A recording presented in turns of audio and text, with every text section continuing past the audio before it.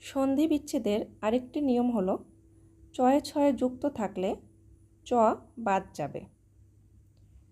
যেমন আচ্ছাদন, চয়ে ছয়ে যুক্ত আছে, সুতরাং চ বাদ যাবে। আ যোগ ছাদন।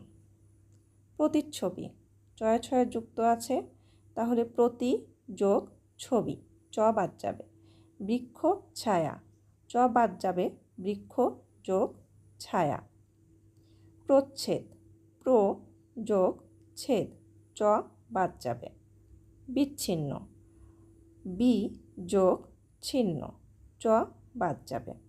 বিচ্ছেদ, এখানেও চ বাদ যাবে, বি যোগ ছেদ।